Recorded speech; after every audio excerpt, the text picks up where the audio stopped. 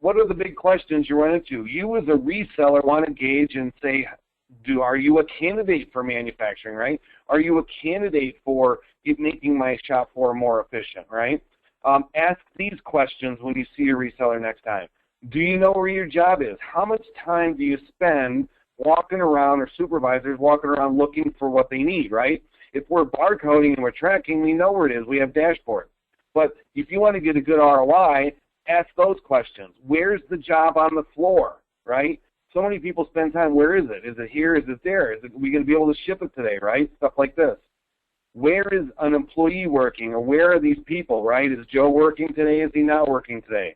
All these things that you find yourself walking around looking for, right? How many pieces, how much in production has been done? Can I ship today, right? And for the people that handwrite everything, I think this is hilarious. If you handwrite everything, how much time does it take the enterer, the person actually entering it in the mass, to enter that in? I can't read the handwriting. It doesn't make sense, right? A lot of people have the same frustrations, or we have 3, 4, 5 people entering data in the day after. The product's already been shipped.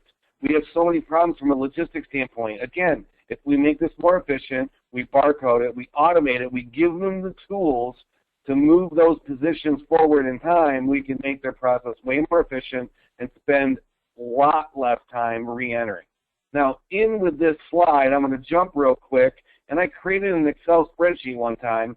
A customer says, hey, I want an ROI grid. I want to be able to give my customer a grid that says, I want to put a number to this. You can tell a customer how much time they spend, right, or ask them, oh, yeah, a couple hours a week this, a couple hours a week that. But a lot of times they can't put a number to it, right? So what we did is we created this little ROI calculator for a lot of manufacturing customers, right?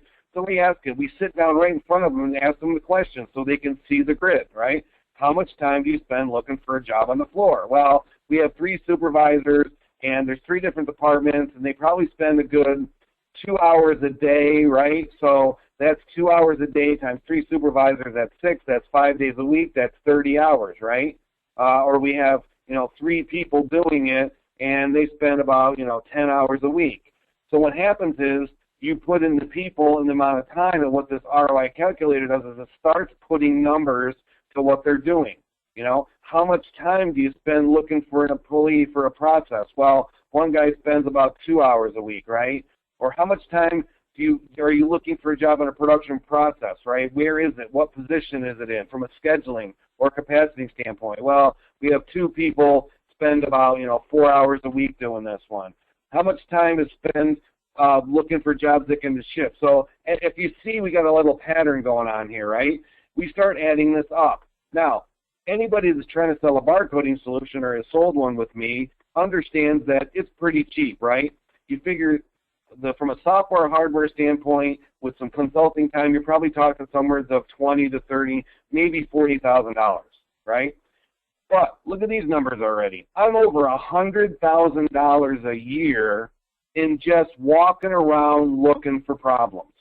You want to ROI cost out a solution for barcoding, really simple. Sit down with your customer with this pricing grid, fill this thing out, and you will have them basically sign the paperwork immediately.